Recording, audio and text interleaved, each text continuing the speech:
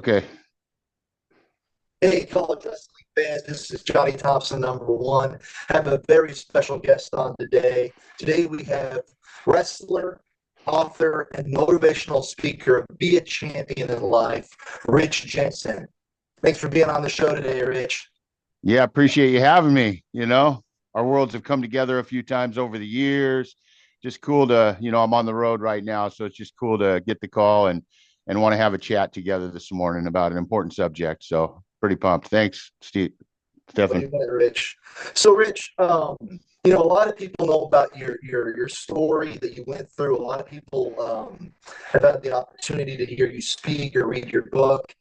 I'm curious to know if I were to get in Doc Brown's DeLorean from Back to the Future, and I'm to go back in time, and I'm to meet Rich Jensen in high school, and I'm on the wrestling team with you in high school. What kind of a guy were you like back then? What were you like on the wrestling team back when you started wrestling there in high school? Yeah, I was one of those kids that I needed wrestling more than wrestling needed me at the time. This would have been back in 1985 to 89. Graduated 89, scrappy kid, um, you know, actually low self-esteem, introverted, uh, not a great wrestler, about a 500 wrestler. This is a kid that wins once in a while. Um, and, but I was a kid that fought and kicked and scratched and never gave up until the match was over. The chips were never down when I was wrestling and when I was involved in things. Like, I had so much drive and you know but I didn't get on that podium very often. But what I possessed was that drive for the team, that inspiration, that heart.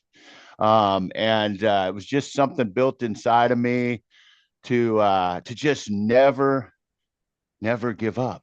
And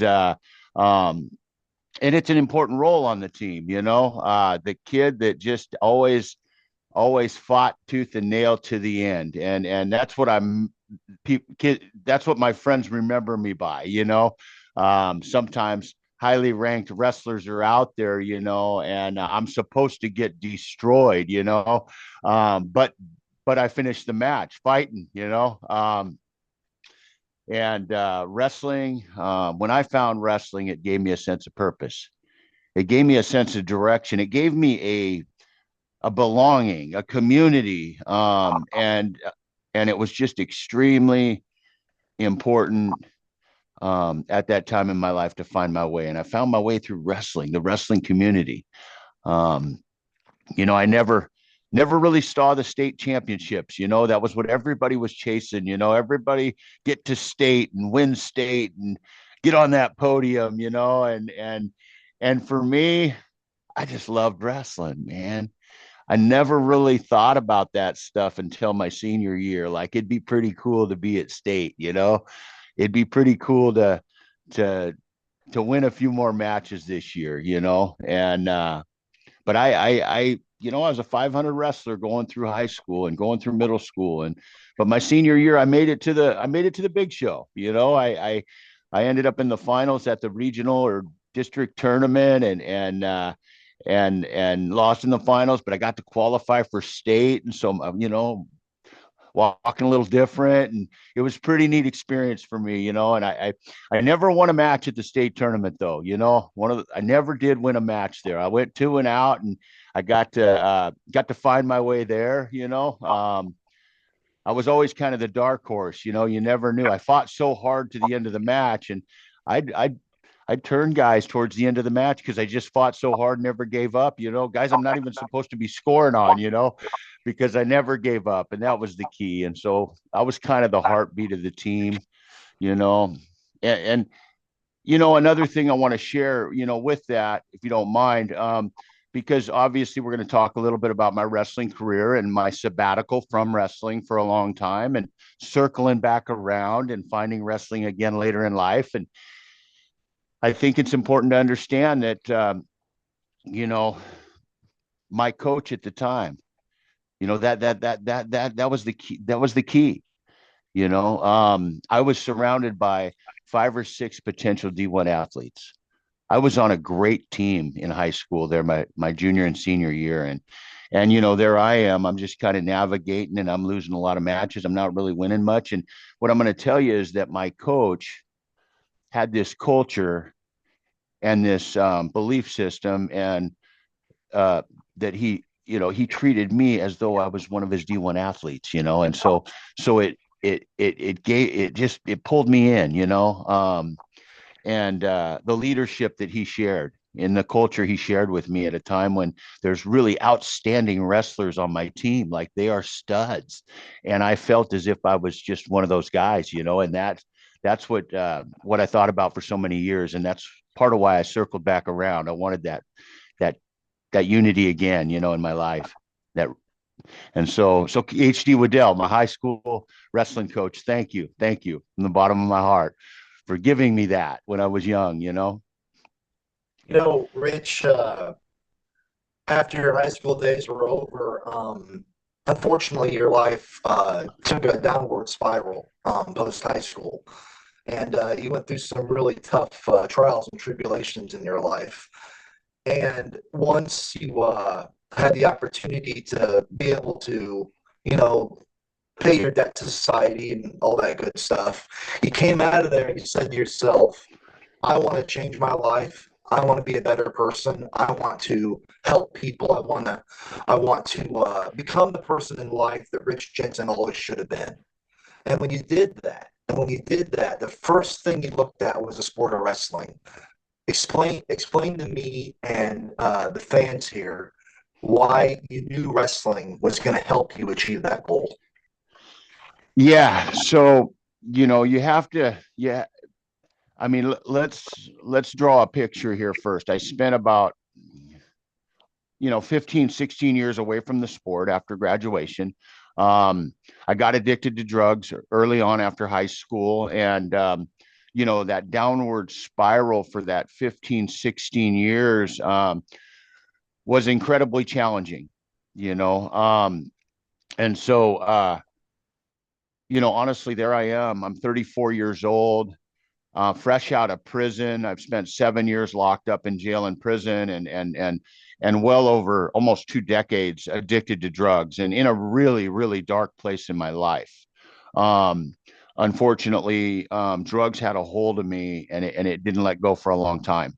Um, and there I was, 34 years old, looking back on my life from a homeless shelter with the clothes on my back, distanced myself from family and friends and loved ones, and I got really, really stuck uh, in that box, and isolation and addiction just had control of my life for a long time. And there I was, looking at my life, looking in the mirror, looking at myself, and going, "What happened?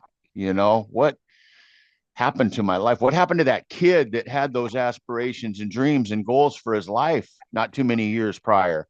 What happened to that innocent kid that wanted to be somebody, wanted to succeed?" And I had taken so many lumps, and I tried treatment so many times, and I just had trouble getting focused and getting grounded and staying clean long enough to where I had a chance. And there I was. I was in prison. I was released from prison to a homeless shelter, and shortly before that, I lost my mom, and she was really the heartbeat of my life, and I let her down so many times. And you know, um, deep down, I always wanted something better in my life. I just couldn't figure it out. But there I was at the very bottom in a very dark place, and I decided that no matter what it takes, um, I'm going to not only get sober, but I'm going to go out and succeed. I'm going to find my way. And I did that. I did that slow and steady, one day at a time. I was able to stay off drugs. One day at a time, I was able to heal a little bit. One day at a time, I just say, I'm going to win the day. That's what I'm going to do. I'm going to win today only, and I'm going to try to get through today and become a better person. Just even if it's a slight little forward step. And with that, I found I found treatment, and I found a mentorship program, and I found clean and sober housing. And I went through the system, and I was able to find a little bit of sobriety and a little bit of success for a couple years. And, mind you, I'm in prison and I'm thinking about wrestling. Okay. I'm in prison. I'm thinking about my teammates. I'm in prison. I'm wondering what my life would have been like, so this isn't just overnight. I decided to wrestle. In my mind, I always wondered if a guy could get back on the wrestling mat, and time's going by, and, you know, I'm 37 years old. I got a few years sober. I'm feeling pretty good about myself. My self-esteem's getting better, and I'm getting grounded, and I'm refocused, and my life's in a good direction. And I thought, you know what? There's got to be more to this. I got to be part of the wrestling team, man. And I knew that it was going to bring value to my life. I knew that being around a wrestling team and in the wrestling room, I'd be able to get refocused and restructure my life around the sport, the athlete and mentor leader that I was always supposed to be, Um, and I didn't know if I'd succeed. I didn't know if I'd even win a match. I just knew that being around the team was going to help my life. And that's what I was out to do whatever it took to get to a better place. And, 37, 3 or 4 years sober, in a good place in my life. I said, I go back to Clackamas Community College. I'm gonna lean on my automotive experience I've had over the years. I'm trying to restart my life, but I didn't want to restart a new career. I knew a lot about cars. I was really good with my hands, and so I went back to college, in the automotive studies, and I stepped back on the wrestling mat for the first time at 37, from the time I was 17. And man, what an experience, man. It was just I was scared too at the same time. There was such an excitement and adrenaline and new, and I knew it was going to be healthy, but also I was scared to death. Rich, and the fact of the matter is, and you know this as well as I do, if you just would have just plain went, you just would have been a guy in the room, and you were working hard and you were practicing. That in itself would have been a huge achievement, but not for Rich Jensen. Rich Jensen had to go a step further. Not only do you make the varsity your sophomore season, but you qualify for nationals. You take second place at the regions and you qualify for nationals. You did something that there are people in there, they're almost, this is about you, not about me, but, you inspired me. I just turned 40 years old. And this past year, I said, you know what? 40 isn't a death sentence. It's not all that old. And I reached a goal of bench pressing 405 pounds. I saw that. That's I a goal. saw that. And a lot of that had to do with thinking about you, thinking about how you never gave up. You inspired me. You did it without even realizing it. You had a lot to do with why I achieved that goal. And I just, you pretty much already answered the question, but that had to be an unbelievable feeling when you qualify for nationals. Oh man, yeah. I appreciate you sharing that story with me. We've stayed connected over the years. You came in early on in my journey, not around the college, my college experience. You tapped right into the story, and we've stayed in communication, and you followed me really close, and I appreciate you sharing that with me. And for me, for me, that's the end goal. That's been the goal. It's like, I went through a lot of really, really dark, tough times in my life, and I came out the other side. And, you know, I not trying to get off track. We'll get there. But it's important that I instill some good values, and I'm able to turn such a dark, low, tragic story into something so beautiful, and able to inspire and touch people's lives, because I do live the life I talk about. I'm leading. I am an example. It's important to me to stay on the right side. There's no gray area in my life anymore. I know if I get a little off, Whoa, whoa, whoa, whoa. We stay straight and narrow. It's real black and white in my life. I know what's right and wrong and what I'm trying to accomplish in my life. And I stay true to it. I stay true to myself today. Um, but for me, what an experience. You gotta rewind a little though. You gotta remember I took all the losses that first year, Yeah, I know. that Yeah. I took all the losses the whole season except one match, you know, and I got the one win for the year. And there's a testament again. How bad do you want it? What are you there to accomplish? What are you trying to do? Are you really in it? Because kids want to quit and fold up so easy today. Well, we as adults, if we don't see results within a few days, we want to quit. It doesn't work, you know. And so I think it was extremely good for me to take, mind you, a few ass whoopings along the way, and test how bad I wanted to be where I was at. Uh, and and it was tough though, getting up in the morning, sometimes looking in the mirror, go, what am I doing? I'm getting beat up. Um, but the pain, the stress, the anxiety, the losing matches, the grueling workouts, like I could hardly walk most days. And I just kept thinking about how the pain I put myself through for so many years. You're not going to tap me out. There's no way that wrestling is going to be able to beat me down more than I beat myself down that 20 years. And so I kept looking at it like, what is it bringing into my life? What is the value it's bringing in my life? And it was helping me stay sober.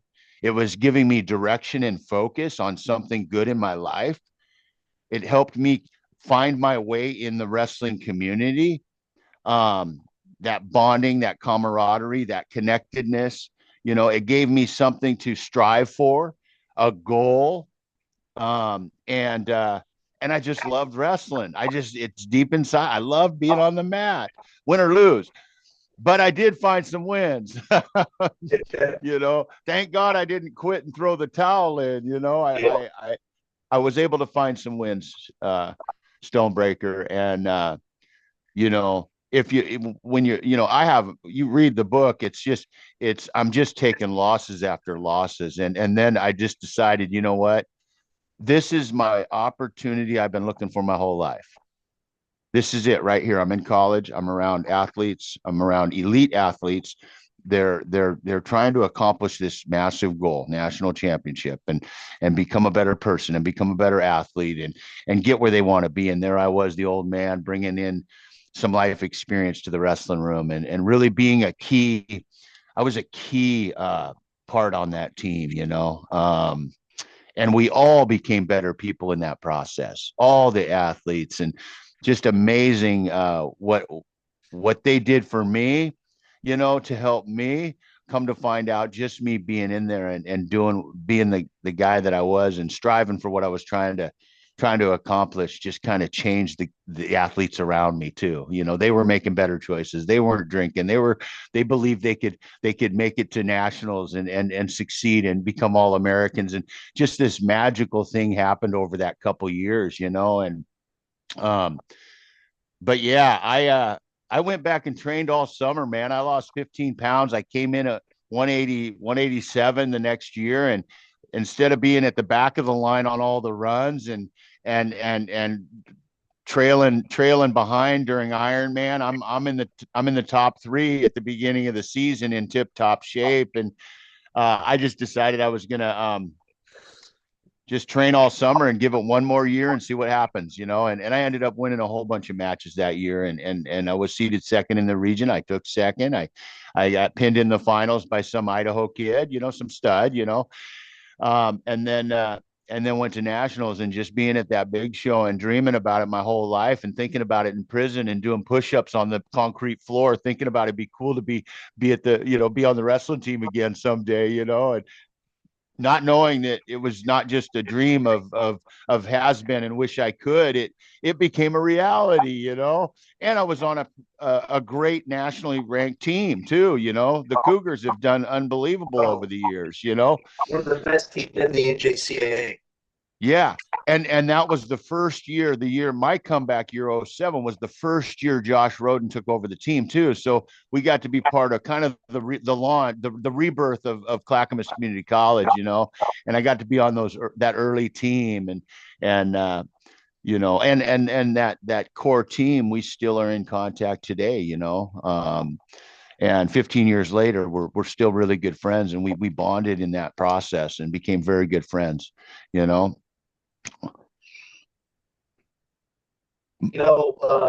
Rich, unfortunately, here we don't have a lot of time. I do have a time constraint, but Yeah, one thing I definitely want to make sure that I address today is you are continuing.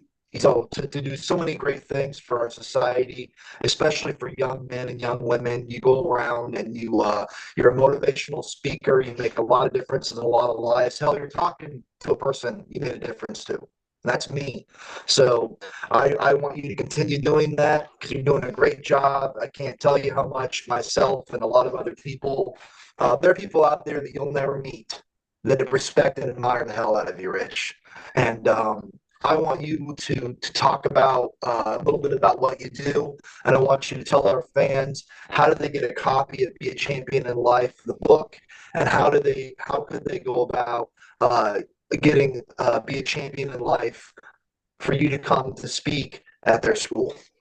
absolutely. Yeah. You know, first off, I want to say when I graduated from Clackamas, I competed for another 9 years with the Masters, and I knew. so Yeah. yeah, and I became a national champion with the Masters, and in that process, I the story and my connecting with people over the years, I was able to take my story out on the road, and really, we won an Emmy Award on national television on ESPN. It's a great comeback story that people voted one of the greatest comebacks in 2009, as far as that goes. And what I did is I decided to go share my story with some kids, you know. I wanted to see if I could impact some kids and see how that went, and it went unbelievably well. I felt good about what I was doing. I felt passionate about my story and emotional and vulnerable, and I shared my story from an angle that kids understood and they were engaged. And so, um, since 2009, I've traveled around the country. I competed up until 16, but I've been traveling, talking to teams and schools, and I have a drug prevention program that I travel with. I do leadership keynote conferences, and it's really just about instilling some hope in people's lives. And I think we all want a good comeback story in our life, help keep us motivated and driving. And my message is one, you can always overcome struggle and challenge, and also that it's never too late to make a comeback. It's never too late to change the trajectory of your life. Wake up one morning and say, you know what? I don't like the direction of my life. I want to shift it a little. And the impossible is possible. But yeah, so you can go to beachampionlife.com. That's my website. And there's a lot of information on there. I do camps and clinics and seminars and keynote stuff, and all ages, middle school, high school, college. I do business. And, the story is just a great message for anybody wanting to bring a good, positive message into their organization. You can also go to YouTube and Google Richard Jensen Wrestler and find the ESPN documentary, But my book's on Amazon, Be a Champion in Life. It's also on my website. And if nothing else, it's a great teaching and coaching tool for teens, about overcoming adversity and steering away from drugs and finding the important things in life and striving to become a better person. And that's the key. Like some of the schools will have me come in for seminars and drug prevention assemblies, and then they'll buy copies of the book so the kids could read it. And it's just a continuum of message, and so it's not just an assembly, there's curriculum, there's Yeah. curriculum, guys. It's a great book. And the response is it's just an awesome book, awesome, easy read. And people jump on a plane and read it when they're traveling across the country, and they message me when they get home, so it's a pretty easy, inspiring story. So I appreciate that. I appreciate what you do. I love what I do. You know, I'm full time now with Be a Champion Life moving forward, and it's something I've always had on the vision board. And circumstances in life have pushed me in a direction to where it's like, okay, we're full time now. And I got great partnerships. I'm sponsored by Adidas Wrestling and Defense Soap and Authentic and, you know, Brock Automotive and Highliner Lodge. They believe in my program. They believe we're making a difference in kids' lives, and so they want to support our program. And we travel around the nation every fall. So That is awesome, Rich. And we here at Johnny Thompson, number one, wish you nothing but continued success. And I really want to thank you for being on the show today. Really appreciate it a lot. And you're speaking later today, or are we speaking again? no, actually, I'm down in California. We're on the road 3 weeks. My youngest daughter's getting married, so I guess Hey, this is congratulations. yeah, this is her moment. This isn't about Yeah, me, but we carved out a little time for an interview. But this is my right. daughter's moment this week. Good deal. Good Yeah. deal. All righty, Rich. We want to thank you once again for being a part of Johnny Thompson number one today. We hope to have you on again someday. You have a great day, and I hope you enjoy that walk down the aisle when you give your daughter away.